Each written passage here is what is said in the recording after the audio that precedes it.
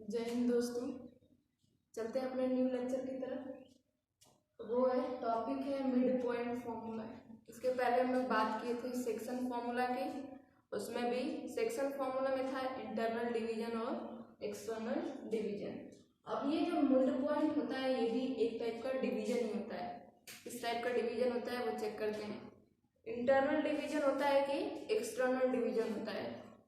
तो हमको पता ही चल रहा है देखकर नाम ही से मिड पॉइंट, यानी किसी भी शेप का मिड पॉइंट उसके अंदर होगा कि बाहर होगा। ये तो फिलहाल नहीं बता सकते कि किसी भी शेप का मिड पॉइंट जो चेक करना चाहेंगे वो अंदर होगा कि बाहर होगा। लेकिन किसी भी लाइन का जो मिड पॉइंट होता है वो उन दोनों लाइन के एक लाइन जो होता है उसके बीच में होता है। वो क्या होता है उसका मिड पॉइंट, मतलब सेंटर में होता है। जैसे मिड पॉइंट एक हम लोग ये अपने एरिया में जो यूज करते हैं, क्या बोलते हैं, बैलेंस जो तराजू होता है उसमें दो पलड़ा लगा रहता है, एक साइड इधर ऐसे गोल टाइप इधर लगा रहता है और ऐसे एक डंडी लगी रहती है और ऐसे इसको पकड़ने के लिए लगा रहता है। हम लोग देखते हैं कि अगर इधर रख देते हैं 2 kg और इधर रख देते हैं 2.5 kg, इधर अपना रख दिया 2 kg और इधर रख दिया 2.5 kg। अब देखेंगे कि जो ये वाला पलड़ा है थोड़ा नीचे जाएगा, मतलब ये जो यहाँ है ये टिल्ट होकर यहाँ पर उठ जाएगा। तो एक साइड का झुक जाएगा और एक साइड ऊपर उठ जाएगा। तो क्या हुआ, ये कहाँ है पॉइंट, ये तो लगा रहता है पकड़ने के लिए डंडी मिड पॉइंट पर ही, लेकिन एक ऊपर हो जा रहा है एक नीचे। तो ऊपर और नीचे समझाने का कॉन्सेप्ट यही है कि जितना हम लोग वेट इधर रखेंगे उतना वेट इधर भी रखना पड़ेगा, ठीक है। यानी ये जो मिड पॉइंट है वो किस रेशियो में होना चाहिए।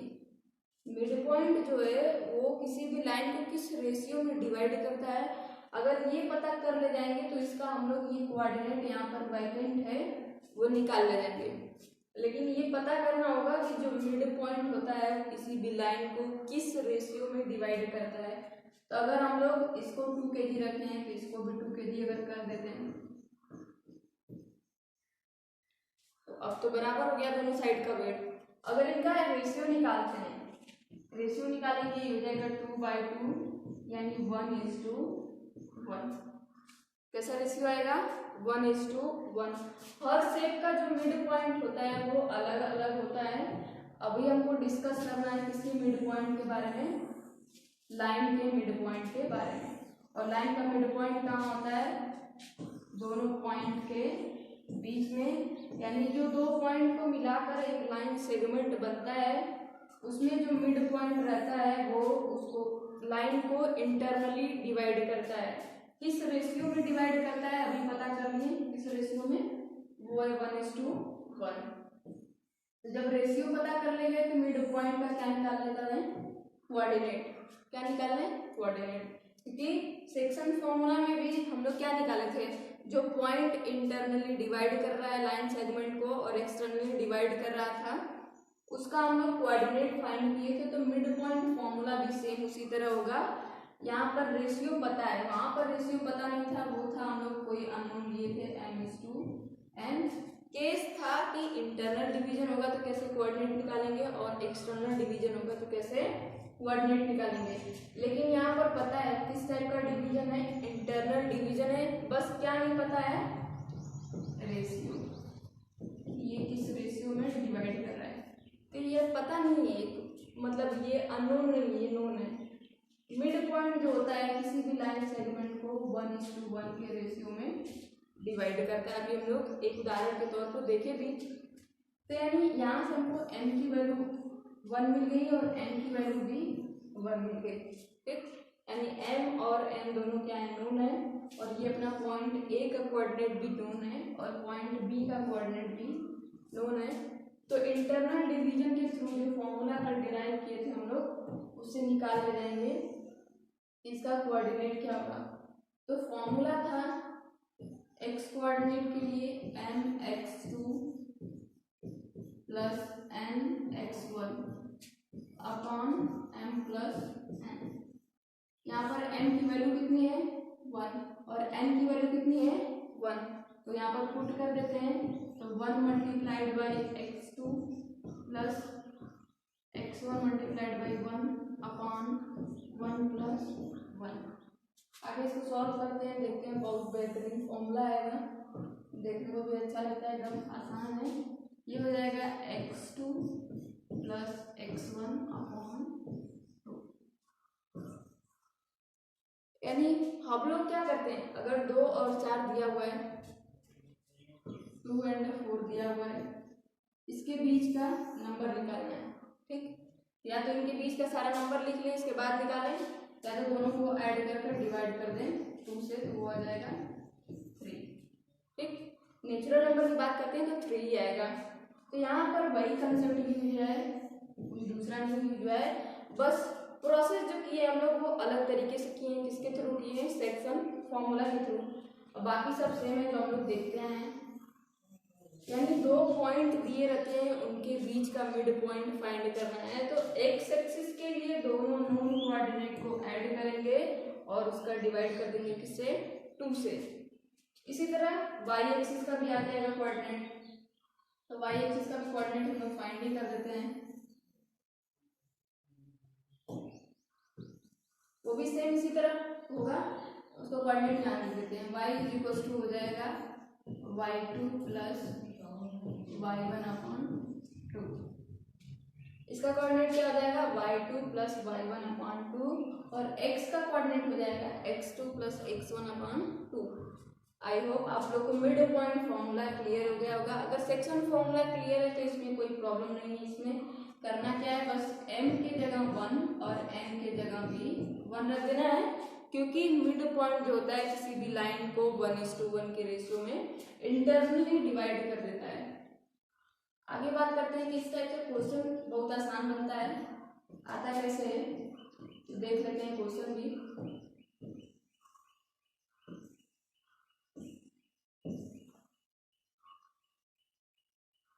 ये एक क्वेश्चन है जो कल अभी हम लोग पढ़े, कंसेप्ट क्या पढ़े थे कल, सेक्शन फॉर्मूला, तो उस पर बेसिस एक क्वेश्चन है, find the coordinates of the point which divides the line segment joining the points A and B 9, इसका कोऑर्डिनेट दिया हुआ है और पॉइंट का नेमिंग भी दिया हुआ है। पॉइंट ए है जिसका कोऑर्डिनेट है 4, -3, और दूसरा पॉइंट बी है जिसका कोऑर्डिनेट है 9, 7। उसको किस रेशियो में डिवाइड किया जा रहा है, 3:2। इसके बाद भी वो मेंशन करता है क्या चीज, डिवीजन हो रहा है तो इंटरनल डिवीजन हो रहा है कि एक्सटर्नल डिवीजन। तो यहाँ पर तो इंटरनल डिवीजन की बात हुई है, तो इंटरनल डिवीजन की अगर बात करते हैं तो इंटरनल डिवीजन का जो कोऑर्डिनेट का फॉर्मूला था वो रखते हैं, वो x = mx2 plus nx1 upon में m प्लस n। ये बात हुई थी किसमें, इंटरनल डिवीजन में। एक्सटर्नल डिवीजन में रहता तो कुछ नहीं, जहाँ प्लस है वहाँ क्या कर देते, माइनस लिख देते, तो कोई कंफ्यूजन नहीं होना चाहिए। अगर इंटरनल डिवीजन बोलेगा तो यहाँ पर प्लस होगा और एक्सटर्नल डिवीजन बोलेगा तो माइनस होगा। रख देते हैं यहाँ पर वैल्यू, x2 की वैल्यू क्या है 9 है और x1 की वैल्यू 4 है और m की वैल्यू 3 है और n की वैल्यू 2 है। तो यहाँ पर रखते हैं 3 multiplied by 9 plus 2 multiplied by 4, n की वैल्यू 2 और x1 की वैल्यू 4 अपॉन में 3 प्लस 2, ये हो जाएगा 3 9 27 प्लस 2 4 8 अपॉन 5, यानी हो जाएगा 35 अपॉन 5, आ गया 7। यानी x एक्सिस का कोऑर्डिनेट अगर हम लोग फाइंड किए तो वो आ गया 7। इसी तरह y एक्सिस का भी फाइंड कर देंगे तो x2 के जगह y2 हो जाएगा और x1 के जगह y1 हो जाएगा, बाकी सब सेम रहेगा, तो उसको भी देख लेते हैं।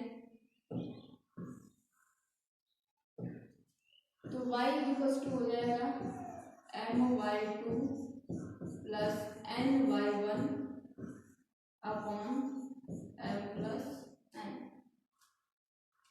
m की वैल्यू कितनी है 3 मल्टीप्लाइड बाई प्लस n की वैल्यू 4 है, सॉरी 2 है, multiplied by upon 3 plus 2। y2 की और y1 की वैल्यू यहाँ से देख लेते हैं। y2 की वैल्यू 7 है और y1 की वैल्यू -3 है। तो y2 की वैल्यू 7 और y1 की वैल्यू -3 रख देते हैं यहाँ पर।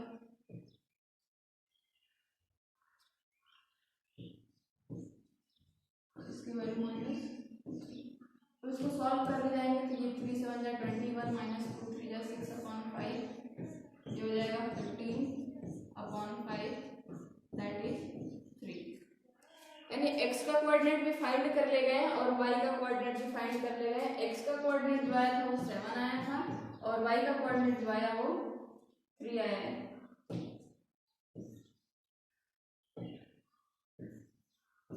तो इस टाइप से क्वेश्चन आते हैं, बहुत आसान क्वेश्चन रहता है, बस आपको फॉर्मूला थोड़ा सा भी चढ़ा हुआ है दिमाग पर तो वो आपसे सारा क्वेश्चन सॉल्व हो जाएगा। अगला क्वेश्चन करते हैं। जो आज का कंसेप्ट हम लोग सीखे हैं वो कौन सा कंसेप्ट सीखे हैं, मिड पॉइंट फॉर्मूला का, तो उसको भी देख लेते हैं कि इसमें भी किस टाइप का क्वेश्चन आता है। सबसे आसान तो यही रहता है, find the coordinates of mid point of the line segment joining the points A and B. यहाँ पर भी ए पॉइंट दिया है और बी पॉइंट दिया है, 2 पॉइंट का दिया हुआ है। उसके बाद में क्या पूछ रहा है, मिड पॉइंट का कोऑर्डिनेट क्या होगा। तो अभी हम लोग पीछे देखें कि मिड पॉइंट का जो कोऑर्डिनेट होता है वो x1 + x2/2 होता है।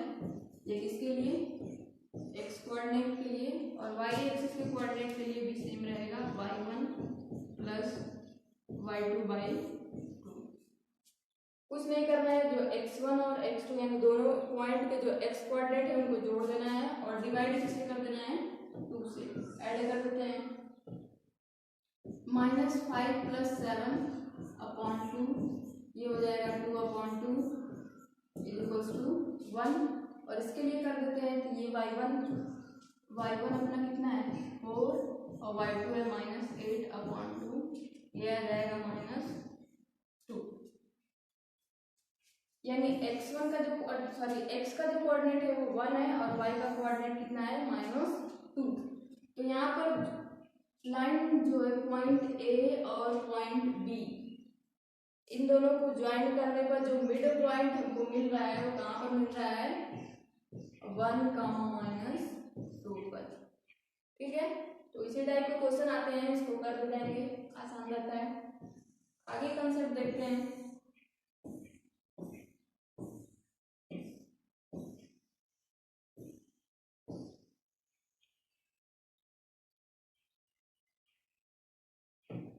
आगे का कंसेप्ट है सेंट्रोइड ऑफ अ ट्रायंगल। तो यहाँ पर एक टर्म आ रहा है सेंट्रोइड। पहले तो इस टर्म की चर्चा कर लेते हैं कि सेंट्रोइड क्या होता है किसी भी ट्रायंगल के। तो सेंट्रोइड जो होता है तीनों वर्टिसेस से, यहाँ पर वर्टिसेस ए है, बी है और सी है,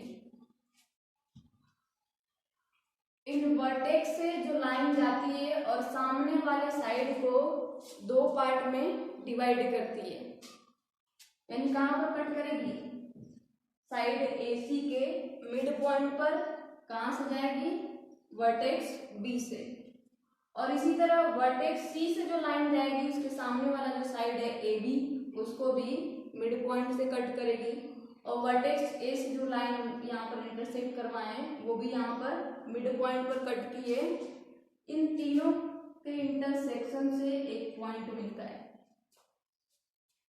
और ये लाइन जो होती है जाकर यहाँ पर मिड पॉइंट पर कट करती है, तो इसको बोलते हैं मीडियन। यानी किसी भी ट्रायंगल के तीनों मीडियन जहाँ पर इंटरसेक्ट करते हैं, तीनों मीडियन यानी माध्यिकाएं जहाँ पर इंटरसेक्ट करती हैं उसको बोलते हैं सेंट्रोइड ऑफ अ ट्रायंगल, यानी केंद्र। उसको डिनोट करते हैं G से, केंद्र को किससे डिनोट करते हैं, G से, दैट इज सेंट्रोइड होता है।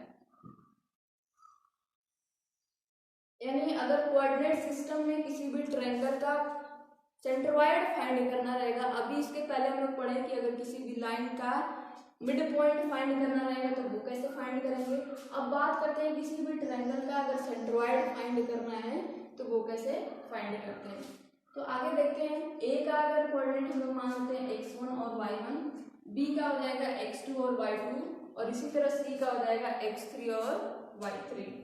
तो यहाँ पर जो कोऑर्डिनेट देना भूल गए हैं वो आप लोग बता सकते हैं। मतलब ये जो पॉइंट कहाँ पर कट, ये जो लाइन है कहाँ कट करेगी, बी और सी को मिड पॉइंट यानी इसके मिडिल पॉइंट पर कट करेगी और उसको बोलेंगे मिड पॉइंट। इन दोनों पॉइंट से जो यहाँ पर कोऑर्डिनेट आएगा उसको लिख देते हैं। इसका एक्स कोऑर्डिनेट क्या आएगा, दोनों एक्स एक्सिस को जोड़ देंगे, x2 प्लस x3 अपॉन 2, और सिमिलरली y का भी लिख देते हैं। तो y का लिखेंगे तो हो जाएगा y2 प्लस y3 अपॉन, यानी जो मिड पॉइंट का कोऑर्डिनेट है किसके लिए, पॉइंट बी और पॉइंट सी के लिए जो मिड पॉइंट मिल रहा है उसका कोऑर्डिनेट हो जाएगा x2 प्लस x3 अपॉन 2 और y2 प्लस y3 अपॉन 2। इसके पहले ही अभी हम लोग डिस्कस किए, यानी जो x कोऑर्डिनेट है दोनों पॉइंट को, उन दोनों को ऐड करेंगे और डिवाइड किससे करेंगे, 2 से, और जो y एक्सिस के कोऑर्डिनेट है उन दोनों को भी ऐड करेंगे और डिवाइड करेंगे किससे, 2 से। तो अब हमको एक लाइन मिल गई, कौन सी लाइन, ए एम लाइन को पॉइंट जी किस रेशियो में डिवाइड करता है, यानी जो मीडियन होता है उसको सेंट्रोइड 2:1 के रेशियो में डिवाइड करता है। किस रेशियो में, 2:1। कौन डिवाइड करता है, सेंट्रोइड। और किसको डिवाइड करता है, मीडियन को। ये कॉन्सेप्ट आई थिंक 7th या 8th में बता दिया जाता है। तो यहाँ पर उसी कंसेप्ट का यूज करते हुए लाइन ए एम को पॉइंट जी 2:1 के रेशियो में डिवाइड कर रहा है। इंटरनली या एक्सटर्नली, देखने से ही पता चल रहा है कि वो इंटरनल डिवीजन है। तो फिर क्या आगे बात करते हैं किसका, इंटरनल डिवीजन का, जो हम लोग पीछे पढ़ चुके हैं। यहाँ पर वही बात कही गई कि जो जी मतलब सेंट्रोइड होता है जिस किसी भी ट्रायंगल का, वो मीडियन को इंटरनली डिवाइड करता है किस रेशियो में, 2:1। यानी यहाँ से m की वैल्यू 2 मिल गई और n की वैल्यू 1 मिल गई। Then we proceed through the section formula. किसके थ्रू प्रोसीड करेंगे, सेक्शन फॉर्मूला, वो भी इंटरनल डिवीजन। अच्छा, इंटरनल डिवीजन का फॉर्मूला क्या होता है वो भी लिख दिए हैं कि x कोऑर्डिनेट के लिए mx2 plus nx1 upon m plus n होता है, और y कोऑर्डिनेट के लिए my2 plus ny1 upon m plus n होता है। किसके केस में, इंटरनल डिवीजन। ये अपना केस ही है इंटरनल डिवीजन का। अब यहाँ पर क्या क्या गिवन है और क्या फाइंड करना है वो लिख दिए हैं। m=2 है और n=1 है, क्योंकि जो g था वो 2:1 के रेशियो में डिवाइड कर रहा था किसको, मीडियन को, इसलिए m की वैल्यू 2 है और n की वैल्यू 1 है। और जो मिड पॉइंट था am, यानी m का कोऑर्डिनेट कैसे निकलेगा, मिड पॉइंट फॉर्मूला के थ्रू, तो वही लिखे हैं x2 प्लस x3/2, और यहाँ पर y का निकल जाएगा y2 प्लस y3/2। अब इसके बाद सारे कोऑर्डिनेट मिल गए तो पुट कर देते हैं कौन से फॉर्मूला में, अभी जो इसके पीछे हम लोग लिखे थे। तो यानी इंटरनल डिवीजन के केस में जो g का x कोऑर्डिनेट आएगा वो 2, यानी m multiplied by x dash कर देते हैं, x2 dash, m x2 dash जो होगा ये मिड पॉइंट का x कोऑर्डिनेट है, x2 प्लस x3/2, और प्लस यहाँ पर n की वैल्यू 1 है, और पॉइंट a जो था उसका x कोऑर्डिनेट x1 है, और यहाँ पर m प्लस n कर देंगे। इसके बाद आगे सॉल्व करते हैं तो देखिए एक सुंदर सा फॉर्मूला आगे उभर कर आएगा, देखते हैं उसमें।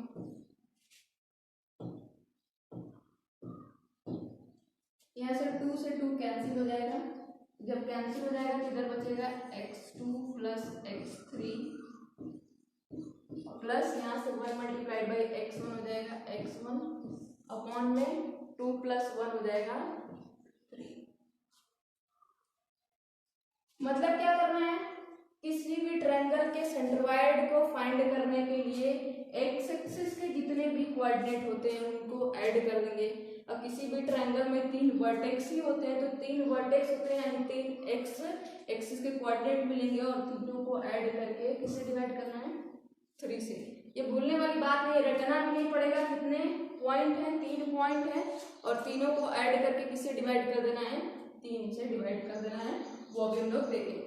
इसी तरह वाई एक्सिस का भी मिल जाएगा। वाई एक्सिस का भी देखते हैं। किसके वाई एक्सिस का? जो सेंट्रोइड है, ट्रायंगल का सेंट्रोइड है, उसका वाई कोऑर्डिनेट क्या होगा, तो उसको भी देखते हैं। यहाँ भी वही प्रोसेस होगा, ये 2 से 2 कैंसिल हो जाएगा अपना। जब कैंसिल होगा तो बचेगा यहाँ पर y2 प्लस y3 और प्लस ये 1 multiplied by y1 is equal to हो जाएगा y1 अपॉन 2 प्लस 1 हो जाएगा 3। एंड हम लोग को एक फॉर्मूला मिल गया किसके लिए? सेंट्रोइड के लिए। और सेंट्रोइड किसका हम लोग फाइंड करते हैं? ट्रायंगल का।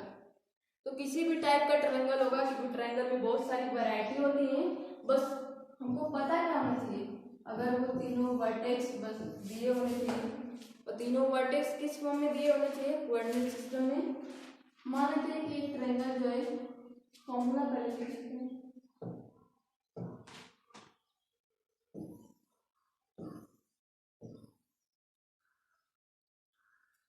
तो सेंट्रोइड का जो एक्स कोऑर्डिनेट आया अभी, वो आया x1 plus x2 plus x3 upon 3। इसी तरह सेंट्रोइड का जो y कोऑर्डिनेट आया वो हो जाएगा y1 plus y2 plus y3 upon 3। जो मिड पॉइंट में हम लोग देखे थे वो x1 प्लस x2/2 आया था, क्योंकि उसके पास 2 कोऑर्डिनेट थे। जो सेंट्रोइड में हम लोग देखेंगे इसके पास 3 कोऑर्डिनेट है, तो तीनों को ऐड करके किससे डिवाइड कर देंगे? 3 से। ये याद करने का तरीका है। अब इसके बाद इसके बेसिस पर हम लोग क्वेश्चन देख लेते हैं ताकि थोड़ी क्लियर हो जाए।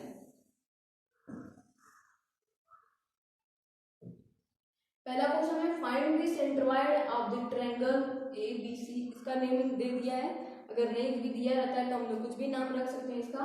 कुछ वर्टिसेस आर ए का दिया है -3, 0, B का दिया है 5, -2 और C का दिया है 8, -5। यानी उस ट्रायंगल के तीनों वर्टिसेस नोन है, तो फाइंड क्या करना है? सेंट्रोइड। ठीक, तो सेंट्रोइड फाइंड करना है। तो अभी इसके पीछे हम लोग पढ़े कि सेंट्रोइड फाइंड करने के लिए क्या होता है? फॉर्मूला वो होता है x1 plus x2 plus x3/3 और इसी तरह y के लिए हो जाएगा y1 plus y2 plus y3 upon 3। तो इसका x1, x2 और x3 कोऑर्डिनेट देख लेते हैं। x1 अपना -3 है, x2 5 है और x3 8 है। तो इसको ऐड कर देते हैं -3 प्लस 5 और प्लस 8। डिवाइड किससे करना है? 3 लोग हैं तो 3 लोग से डिवाइड कर देते हैं। ये हो जाएगा 8 प्लस 5 13 और 13 में से -3 करेंगे तो 10/3 आएगा। ठीक, तो जो x एक्सिस का कोऑर्डिनेट आया है वो आया 10/3। इसी तरह y एक्सिस का भी निकालने जाते हैं, उसमें भी यही होगा। 3 लोग हैं तो तीनों लोगों को किससे डिवाइड करना रहेगा? 3 से। वो 3 लोग कौन कौन है? 0, -2, -5 अपॉन 3। सेंट्रोइड का y कोऑर्डिनेट और ये है सेंट्रोइड का अपना x कोऑर्डिनेट। ये हो जाएगा -2 और -5 मिलकर -7 हो जाएंगे और अपॉन में 3। यानी इसका x कोऑर्डिनेट आया 10/3 और y कोऑर्डिनेट आया -7/3। अच्छा, देखकर कुछ मतलब ऐसा फील तो नहीं हो रहा है कि इस टाइप के कोऑर्डिनेट तो हो ही नहीं सकते इसके सेंट्रोइड पे 10,3 और -7,3 हो सकते हैं, क्योंकि अगर हम लोग इसके पहले जो कोऑर्डिनेट सिस्टम देखे थे तो उसमें विजुअलाइज किए थे, तो इस टाइप के पॉइंट भी उस कोऑर्डिनेट सिस्टम में आते हैं। यानी एक्स एक्सिस पर इस टाइप के पॉइंट को भी हम लोग रिप्रेजेंट कर सकते हैं या दर्शा सकते हैं। तो इसलिए जब दर्शा सकते हैं तो उसका इसका सेंट्रोइड का कोऑर्डिनेट ये इस टाइप का आ सकता है। 0 भी आ सकता है, यहाँ पर दोनों भी 0 आ सकते हैं, x का भी 0 और y का भी 0 आ सकता है कोऑर्डिनेट। माइनस भी आ सकते हैं, जैसे यहाँ पर एक माइनस आया है। रेशनल नंबर है, रेशनल नंबर ना आकर सिर्फ रियल नंबर भी इंटीजर नंबर भी माइनस आ सकता है -7 में। तो किसी भी टाइप का कोऑर्डिनेट आ सकता है, क्योंकि कोऑर्डिनेट सिस्टम में किसी भी टाइप का नंबर को हम लोग रिप्रेजेंट कर सकते हैं। वहां पर कोई ऐसा रेस्ट्रिक्शन नहीं है कि आप ओनली रियल नंबर को ही दर्शा सकते हैं। इसके बाद देखते हैं सेकंड क्वेश्चन। सेकंड क्वेश्चन आप लोग करिएगा।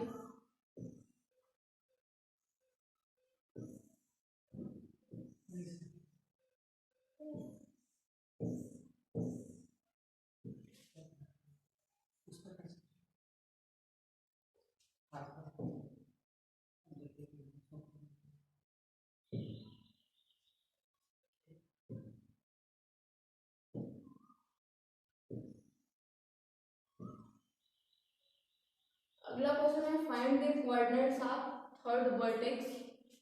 उसमें गिवन क्या क्या है, सेंट्रोइड दे दिया है, इसके बाद 2 पॉइंट भी दे दिए हैं। इसका फिगर पहले बना लेते हैं, उसके बाद देखते हैं कि क्या कह रहा है, क्योंकि विदाउट फिगर विजुलाइज नहीं होगा।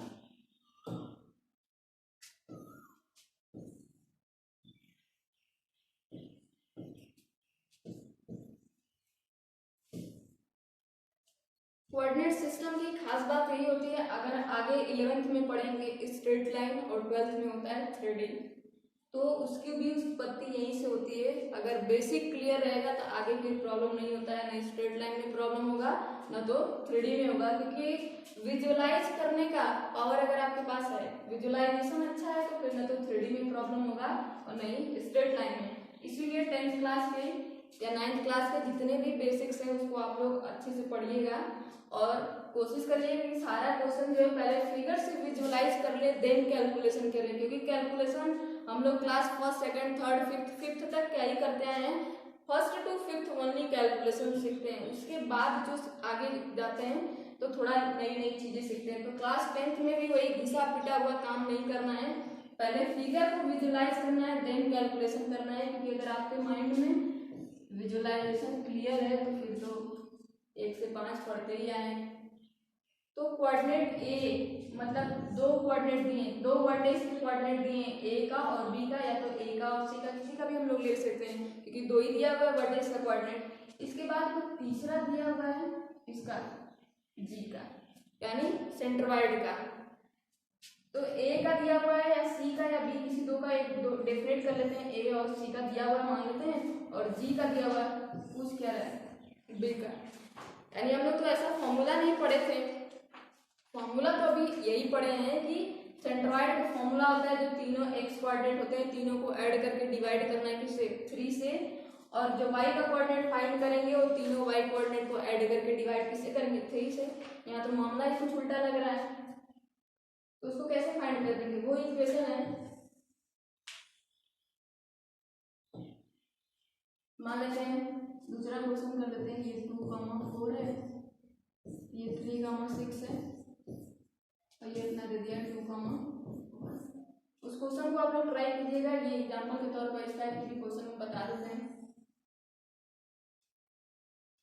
यानी यहाँ पर सेंट्रोइड का एक्स कोऑर्डिनेट कितना दिया हुआ है, 2, ठीक, और इसका फॉर्मूला क्या होता है, x1 + x2 + x3 अपॉन 3।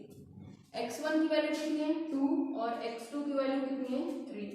ये हो जाएगा 2 + 3 + x2 अपॉन कितना हो जाएगा, इसे डिवाइड करेंगे 3 से, 3 लोग हैं तो यानी 3 से डिवाइड करेंगे। इसके बाद सॉल्व कर ले जाएंगे, ये इक्वेशन ही बनेगा, ये इक्वेशन बन जाएगा 2 = 3 + 2 5 हो जाएगा, 5 + x2 अपॉन 3। तो इस इक्वेशन को सॉल्व कर ले जाएंगे, तो इक्वेशन को सॉल्व करने पर हमको x2 की वैल्यू मिलेगी 6 - 5 यानी 1। यानी जिस वर्टेक्स का फाइंड करना था कोऑर्डिनेट, उसका एक्स कोऑर्डिनेट का जो पॉइंट है वो कितना आया, 1। इसी तरह वाई का भी कर ले जाएंगे, और बाकी आप लोग का जो चैप्टर है वो एंडिंग की तरफ बढ़ रहा है, बस एक टॉपिक बचा है, वो बचा है एरिया ऑफ ट्रायंगल, तो इसको भी कवर कर देंगे। बाकी आप लोग क्वेश्चन लगाते रहिए, और कहीं भी कमी हो तो उसको जरूर कमेंट बॉक्स में बताएं। धन्यवाद।